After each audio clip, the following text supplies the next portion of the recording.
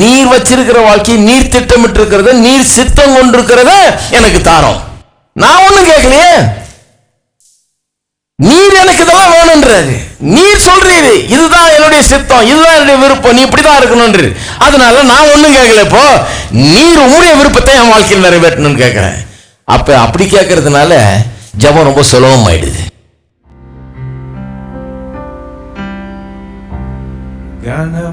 கனமகிமைக்கு பாத்திரரே, உம்மை கரம் உயர்த்தி போற்றி திருநாமம் புகழ்வோம்.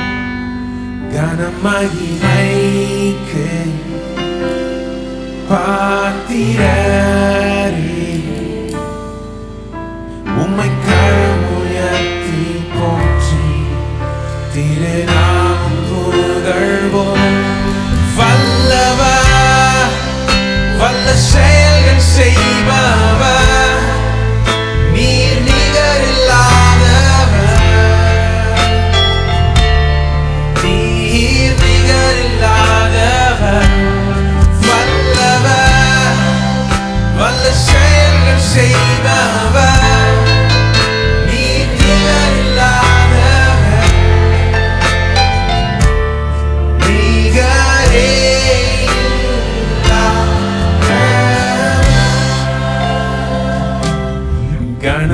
கனமகிமைக்கு பாத்திரரே, உம்மை கரம் உயர்த்தி போற்றி திருநாமம் புகழ்வோம். கனமகிமைக்கு பாத்திரரே, உம்மை கரம் உயர்த்தி போற்றி திருநாமம் புகழ்வோம். வல்லவர், வல்ல செயல்கள் செய்பவர், நீர் நிகரில்லாதவர், நீர் நிகரில்லாதவர். வல்லவர், வல்ல செயல்கள் செய்பவர், நீர் நிகரில்லாதவர், நிகரே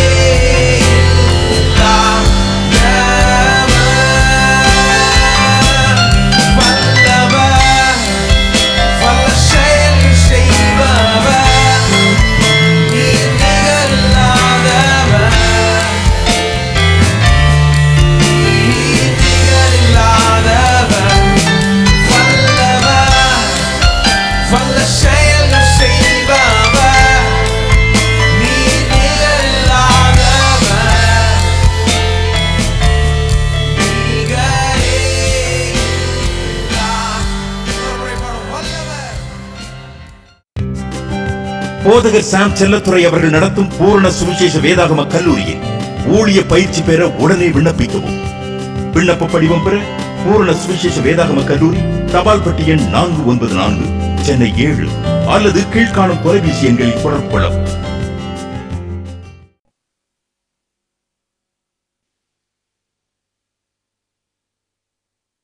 இந்த பூமியிலே தேவனுடைய ராஜ்யம் நம்முடைய வாழ்க்கையில வர வேண்டும், தேவனுடைய சித்தம் நம்முடைய வாழ்க்கையில செய்யப்பட வேண்டும்.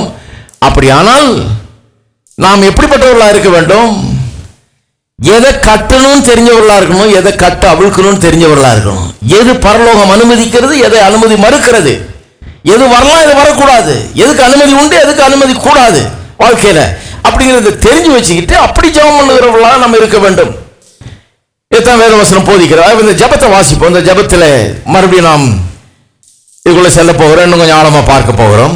9ஆம் வசனம், நீங்கள் ஜெபம் பண்ண வேண்டிய விதமாவது, பரமண்டலத்தில் எங்கள் பிதாவே, உம்முடைய நாமம் பரிசுத்தப்படுவதாக, உம்முடைய ராஜ்யம் வருவதாக, உம்முடைய சித்தம் பரமண்டலத்தில் செய்யப்படுகிறது போல பூமியிலேயும் செய்யப்படுவதாக. எங்களுக்கு வேண்டிய ஆகாரத்தை இன்று எங்களுக்கு தாரும், எங்கள் கடனாளிகளுக்கு நாங்கள் மன்னிக்கிறது போல எங்கள் கடன்களை எங்களுக்கு மன்னியும், எங்களை சோதனைக்கு உட்படப்படாமல் தீமையிலிருந்து எங்களை ரட்சித்துக் கொள்ளும், ராஜ்யம் வல்லமையும் மகிமையும் என்றென்றைக்கும் உம்முடையவைகளை ஆமேன் என்பதே.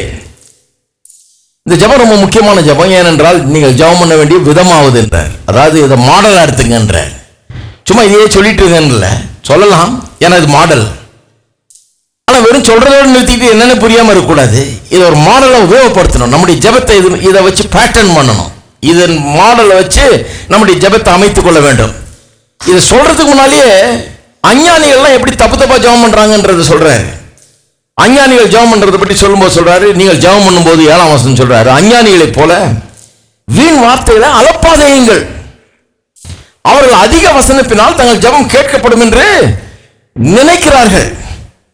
அவர்களைப் போல நீங்கள் செய்யாதிருங்கள். உங்கள் பிதாவை நோக்கி நீங்கள் வேண்டிக் கொள்வதற்கு முன்னமே உங்களுக்கு என்ன தேவை என்று அவர் அறிந்திருக்கிறார். நீங்கள் ஜெபம் பண்ண வேண்டிய விதமாது. அவங்கள மாதிரி ஜெபம் பண்ணாதீங்க, நீங்க இப்படி ஜெபம் பண்ணுங்கன்ற. அப்படின்னா என்ன அர்த்தம்?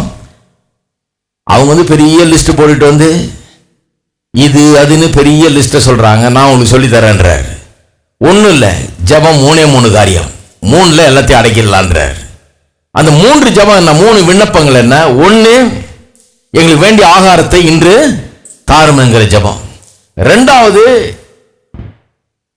எங்கள் கடனாளிகளுக்கு நாங்கள் மன்னிக்கிறது போல எங்கள் கடன்களை எங்களுக்கு மன்னியும். கடன்கள்ன்றது குற்றங்கள். எங்கள் குற்றங்களை மற்றவர்களுடைய குற்றங்களை நாங்கள் மன்னிக்கிறது போல எங்களுடைய குற்றங்களை எங்களுக்கு மன்னியும். தேவனுக்கு நாம் கடன் பட்டிருக்கிறோம், அந்த விதத்தில் குற்றம் செய்திருக்கிறோம், எங்கள் குற்றத்தை மன்னியும். ஏன்னா மற்றவங்க எங்களுக்கு விரோதமாக செய்கிற குற்றத்தை நாங்கள் மன்னிக்கிறோம். அது 2வது.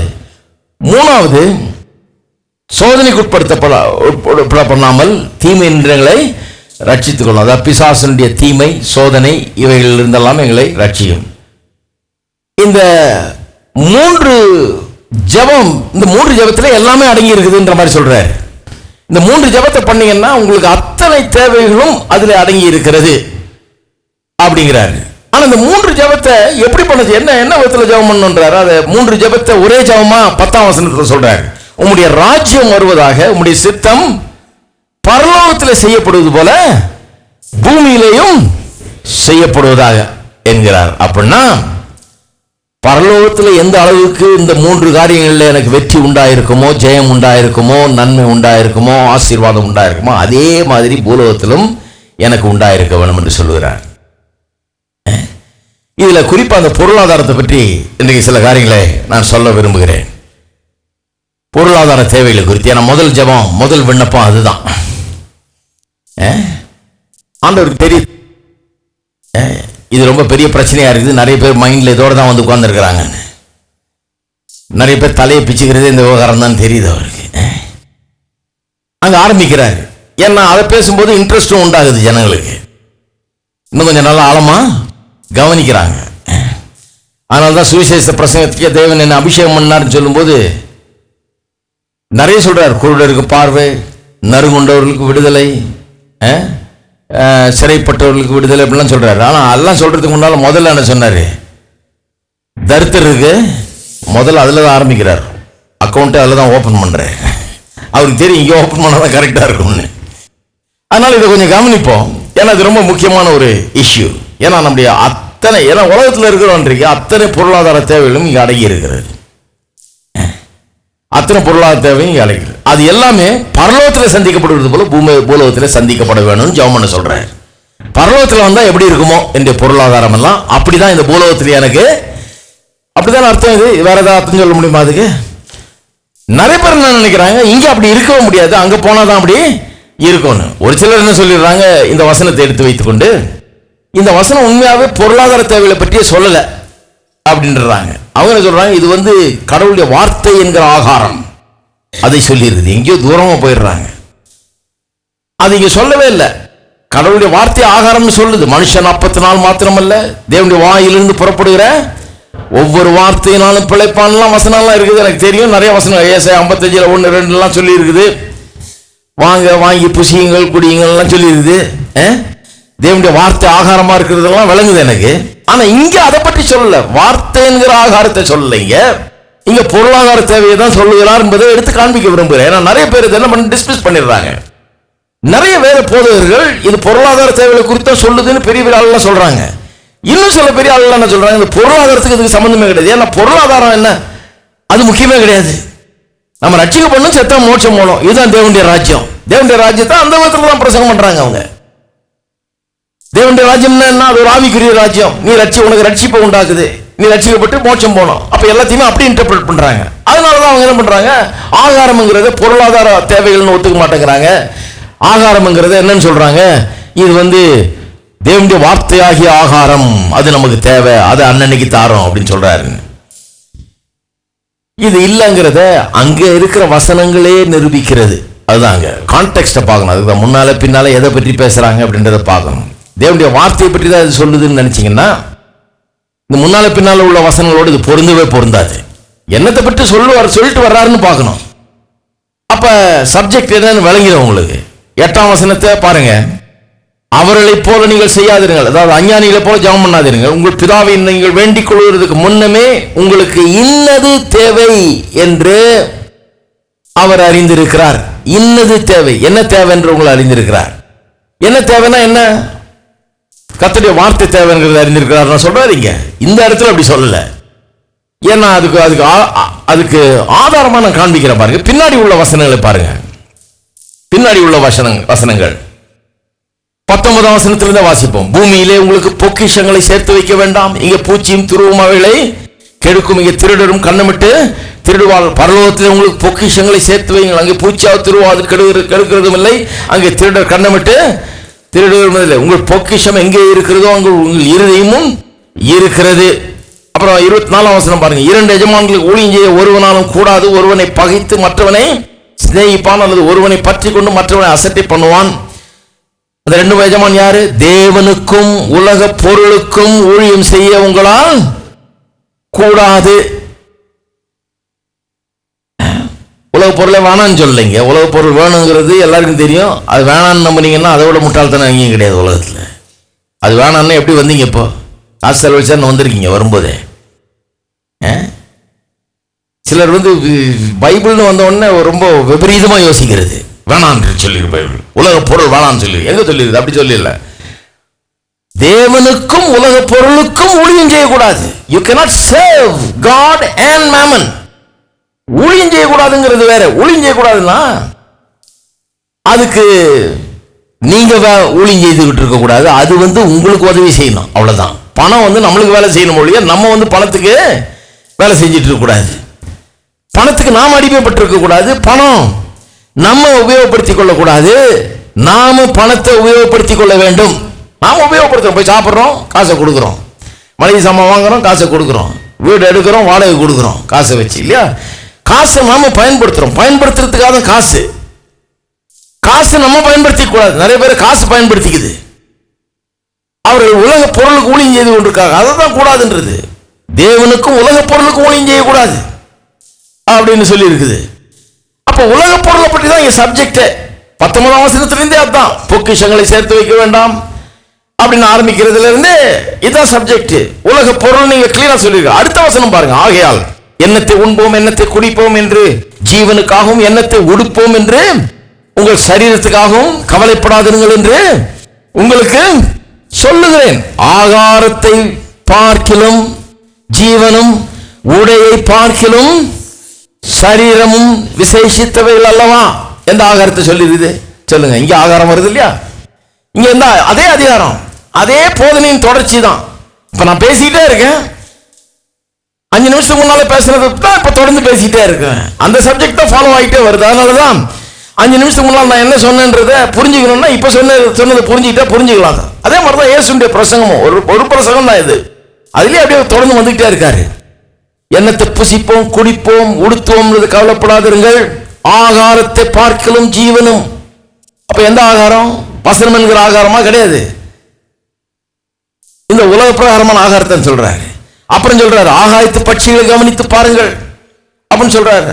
அறுக்கிறதும் இல்லை, களஞ்சியங்கள் சேர்த்து வைக்கிறதும் இல்லை, அவைகள் உங்கள் பரமபிதா பிழை போட்டுகிறார். அடுத்த வசனம் சொல்லுகிறது, உடைக்காகவும் நீங்கள் கவலைப்படுகிறது என்ன? காட்டு புஷ்பங்கள் எப்படி வளர்கிறது என்று பாருங்கள், அவை உழைக்கிறதுமே நூக்கிறதும் இல்லை. சாலமோன் முதலாய் தன் சர்வ மகிமையிலும் அவள் ஒன்றை போலாயிலும் உடுத்தி இருந்ததில்லை என்று உங்களுக்கு எத்தனை பேர் நினைக்கிறீங்க? ஆகார சாப்பாடை பற்றி தான் பேசுறாரு, உடுப்பை பற்றி தான் பேசுறாரு, புசிப்பு, குடிப்பு, உடுப்பு இதை பற்றி தான் பேசுறாரு, இந்த உலக தேவைகளை பற்றி தான் பேசுறாரு.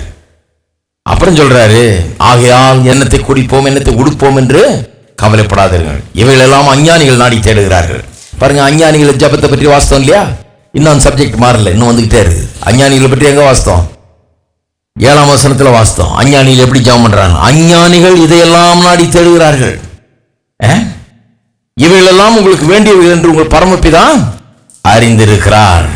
அஞ்ஞானிகள் எப்படி இருக்காங்கன்னா, பெரிய லிஸ்ட் போட்டு அது வேணும் இது வேணும் மளிகை சாமான் லிஸ்ட் மாதிரி கொண்டாடுறாங்க. கத்துட்டேன் இவர் மளிகை கடைக்காரர் மாதிரியே வந்து கடைக்கார் அந்த லிஸ்டெல்லாம் கரெக்டா 1ஆம் தேதி ஆன ஒன்று லிஸ்ட் கொடுக்குற மாதிரி கத்தட்ட வந்து லிஸ்ட்டை கொடுக்குறாங்க.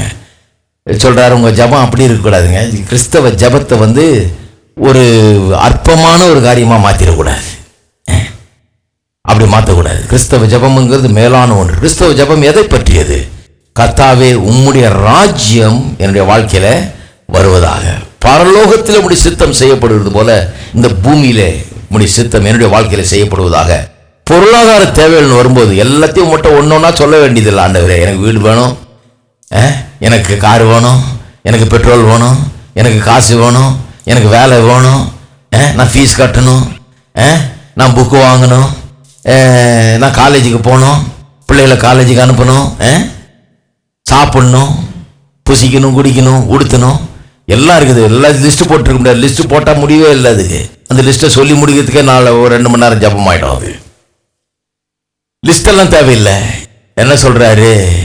இப்படி ஜெபம் பண்ணுன்றார். கர்த்தாவே என்னுடைய எல்லா பொருளாதார தேவைகள்னு வரும்போது என்ன தேவை, என்னெல்லாம் எனக்கு அவசியம்ன்றது நல்லா அறிந்து வைத்திருக்கிறேன்.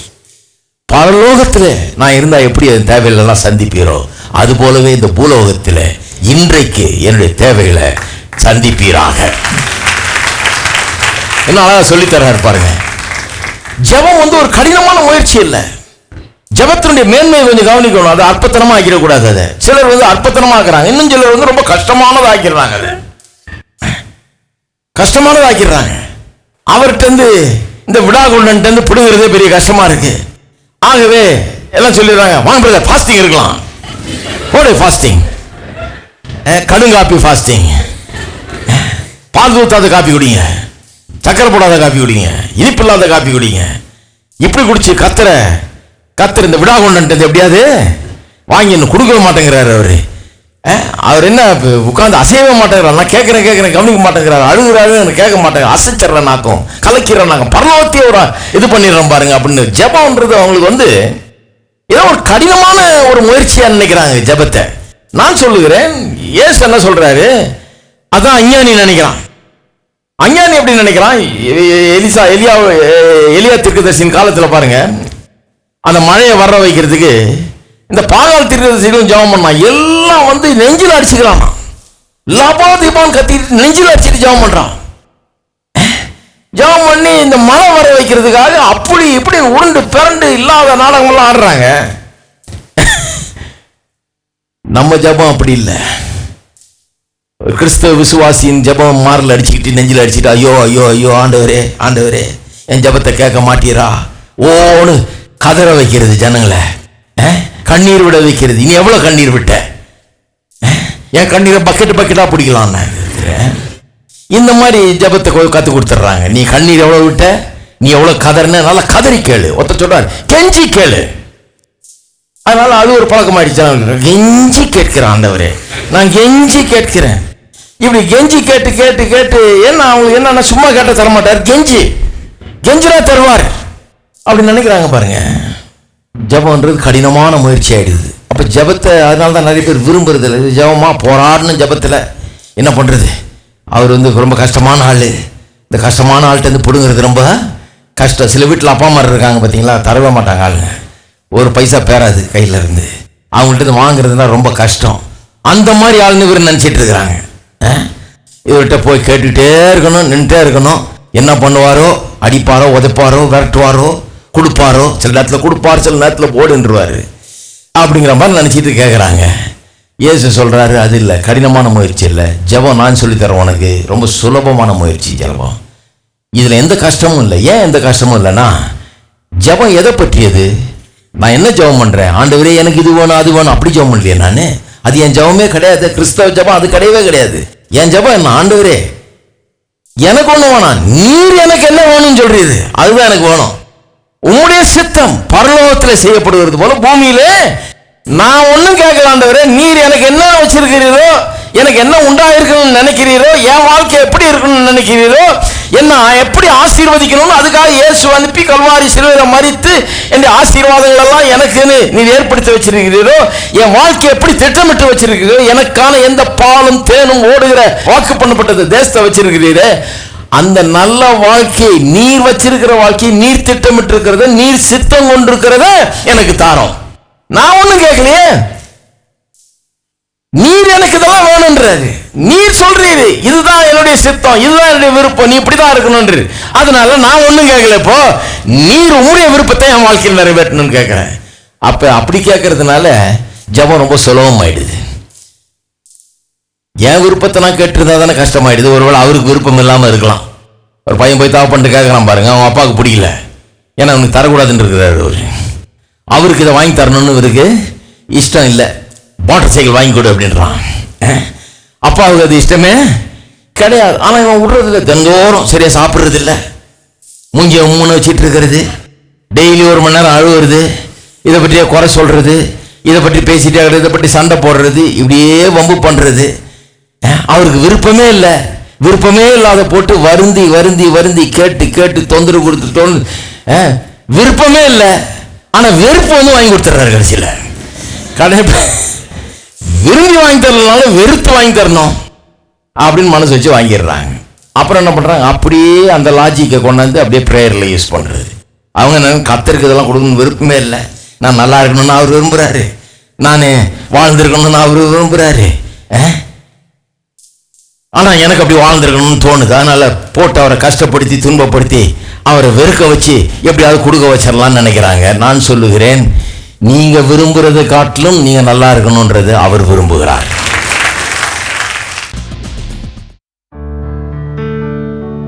ஏறெடுப்போம் துதி ஸ்தோத்திரங்கள், மாறிடா அழிவில்லா அன்பினர்க்கே ஸ்தோத்திரங்கள், துதி பாத்திரர்க்கே காத்திடும் முடிவில்லா அன்பினர்க்கே. ஏறெடுப்போம் துதி ஸ்தோத்திரங்கள், மாறிடா அழிவில்லா அன்பிற்கே ஸ்தோத்திரங்கள், துதி பாத்திரக்கே காத்திடும் முடிவில்லா அன்பிற்கே. ஏறெடுப்போம் துதி ஸ்தோத்திரங்கள், மாறிடா அழிவில்லா அன்பிற்கே ஸ்தோத்திரங்கள், துதி பாத்திரக்கே காத்திடும் முடிவில்லா அன்பிற்கே. ஏறெடுப்போம் துதி ஸ்தோத்திரங்கள், மாறிடா அழிவில்லா அன்பிற்கே ஸ்தோத்திரங்கள், துதி பாத்திரக்கே காத்திடும் முடிவில்லா அன்பிற்கே. அவரின் நன்மைகள் அவனியோர் அறிய துதித்து நாம் பாடுவோம். மன்னன் வரும் வேளை மன்னோர் வரவேற்க மகிழ் கொண்டாடிடுவோம். அவரின் நன்மைகள் அவனியோர் அறிய துதித்து நாம் பாடுவோம். மன்னன் வரும் வேளை மன்னோர் வரவேற்க மகிழ் கொண்டாடிடுவோம். ஏறெடுப்போம் துதி ஸ்தோத்திரங்கள், மாறிடா அழிவில்லா அன்பிற்கே ஸ்தோத்திரங்கள், துதி பாத்திரக்கே காத்திடும் முடிவில்லா அன்பிற்கே.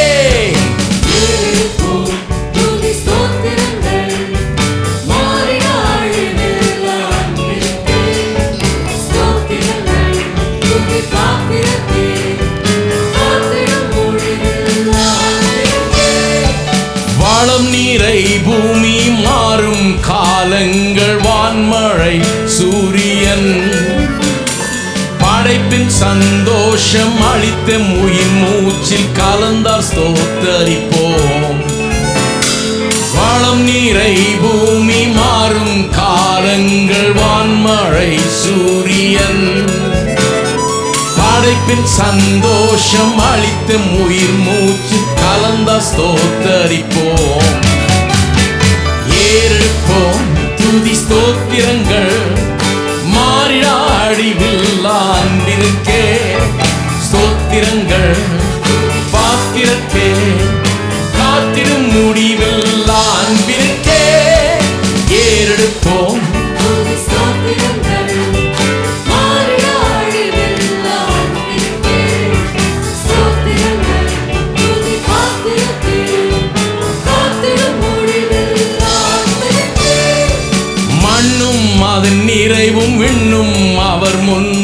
மகிழ்வில் திளைக்கட்டுமே.